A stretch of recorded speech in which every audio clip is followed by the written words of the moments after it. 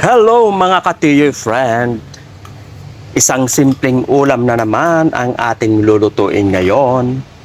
Ito ay ang ginisang ampalaya.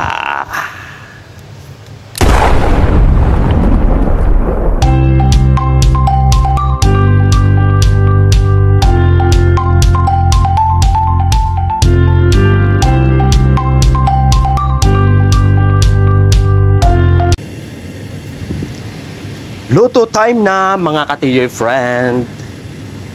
Maglagay tayo ng mantika sa ating kawali. At unay, maglagay muna tayo ng itlog. 3 piraso lang ang ating gagamitin mga kaibigan. Ayan, binati lang natin yan. Prinito lang natin yan mga kaibigan. After natin na maprito yung ating itlog, syempre isasalin na natin yan sa ating lalagyan.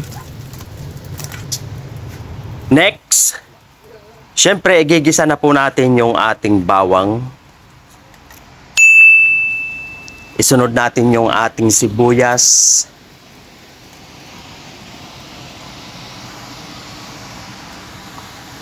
Next mga katiyoy, syempre maglalagay tayo ng kamatis.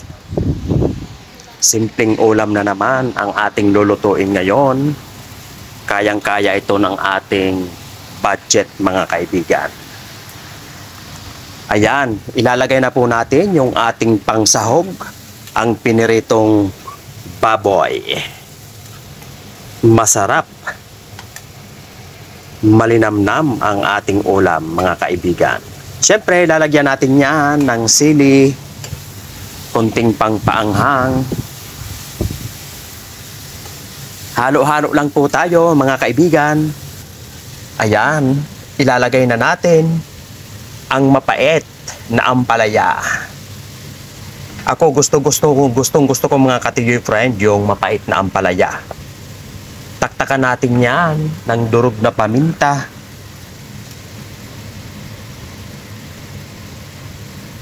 Maglalagay tayo ng soy sauce.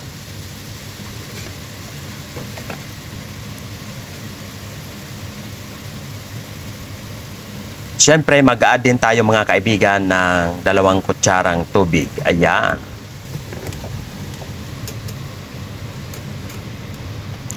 Halo-haloin lang natin yan mga kaibigan. Ayun.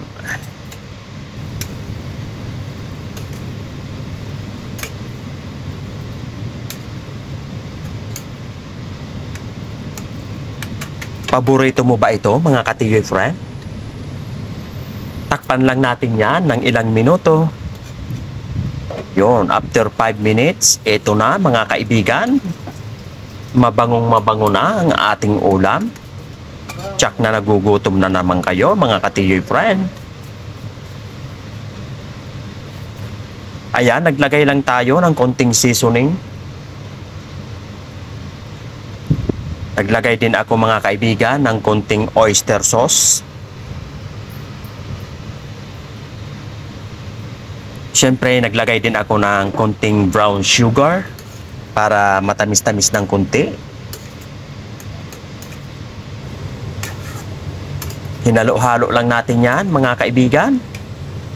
At inilagay na po natin yung ating piniritong itlog.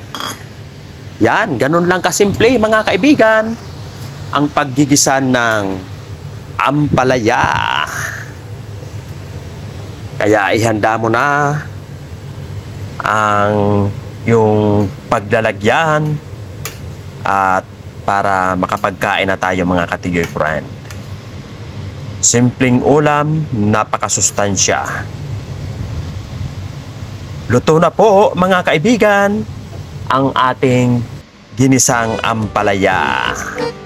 Thanks for watching!